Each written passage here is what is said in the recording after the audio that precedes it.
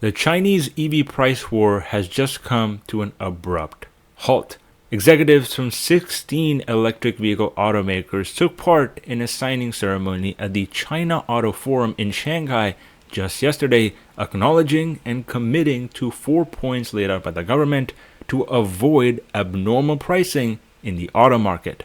This news comes conveniently after us learning that June sales for EVs in China surpassed estimates and grew more than 20% from May of 2023. This data clearly shows that the EV industry in China is still growing at a rapid pace despite the slow recovery we are seeing from its economy. And with the price war that Tesla started in January of this year by cutting prices of its Model 3 and Model Y products by more than $5,000 to $6,000, it seems like other automakers might just be getting a well-needed break.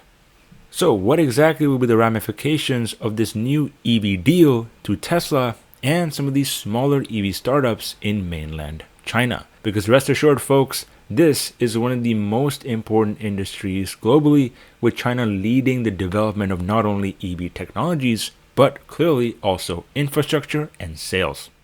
Now, for those that have been unfamiliar with what's been going on in the Chinese EV space over the past 6 months, this news of the deal is coming exactly 1 month after Elon Musk met with top Chinese officials and praised the country's technology and development after visiting the Shanghai factory.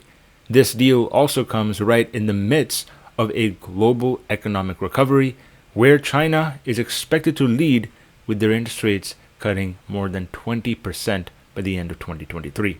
This means that the Ministry of Industry and IT in China, which is the organization that organized the 16 companies coming together for this EV pact, is looking forward and planning ahead of potentially the hottest EV season of the year. They know that consumers are going to be spending a lot of money, whether that be through incentives, credits, or general prices coming down and competition increasing. And this means some of China's homegrown EV startups, whether that be Xpeng Motors, NIO, or BYD, will face stiffer competition, and they simply don't want another situation like Alibaba. Because, as we all know, price wars lead to the smallest players getting ironed out in an economic market. And that is exactly what the government tried to do with Alibaba in 2020. As a matter of fact, we just learned that the government has ended this regulatory struggle with the company by giving a $1 billion fine to Ant Group, who wanted to go public at a $300 billion valuation back in 2020. Alibaba stock is now up 8% intraday, signaling that investors really did look forward to this regulatory crackdown coming to an end, which plays right in line with what we're witnessing with the Chinese EV pact. Because don't get me wrong, folks, although competition is great and that brings down overall technological cost, it is still going to come at the expense of businesses and potentially features and safety for consumers.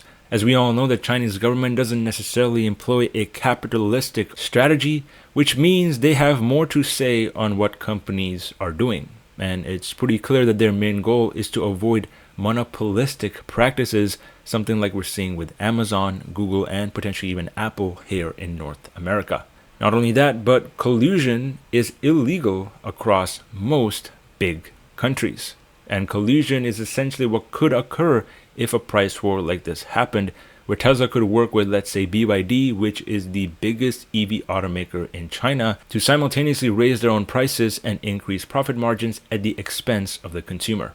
And yes, although this EV pact seems like a blatant attempt at price fixing from the Chinese government, there are a few reasons for why they might actually need to do this. And the first one has to do everything with stability in the Chinese economy. As we all know, China has been facing political and economic uncertainty for the past 3 to 5 years. The Hang Seng Index is down more than 30% and has been underperforming the S&P 500 for a very long time. Not only has this resulted from the massive real estate crisis we saw happen in 2021, but it is also resulting from excessive savings and a very slow job market. As a matter of fact, we just learned last month that more than 20% of China's youth is currently employed, which is the highest out of any developing country. And as I'm sure we all saw in the media, when Tesla first initiated its price cuts in early 2023, consumers were extremely furious. People took deliveries of a lot of vehicles at the end of December of last year to help Tesla meet its delivery and production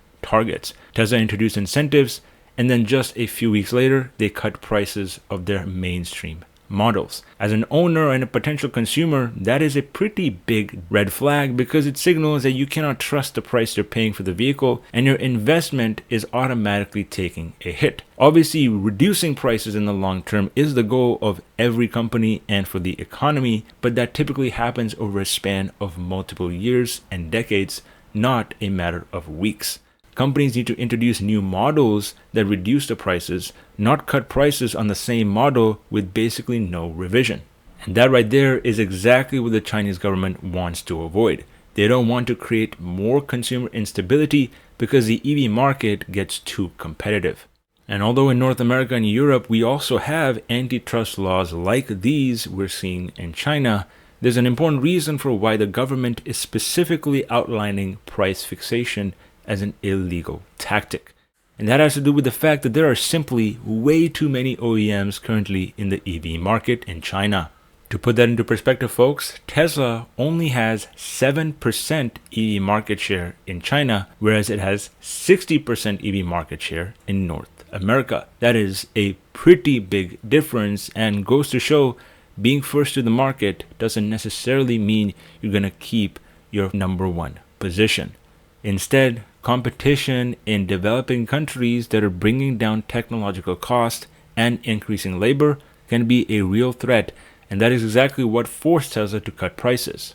And as for what exactly did Tesla and all these other EV automakers sign to in this new EV pact? Well, they primarily pledged to 4 pillars. The first one being the fact that they are going to abide by all the rules and regulations of the industry and regulate marketing activities to avoid abnormal prices. Second being the fact they're not going to exaggerate false marketing or mislead consumers in an effort to sell more vehicles.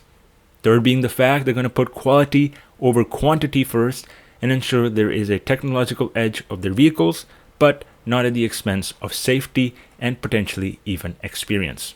And then finally, probably the most importantly, they've pledged to help spur economic growth in the country by fulfilling their social responsibilities.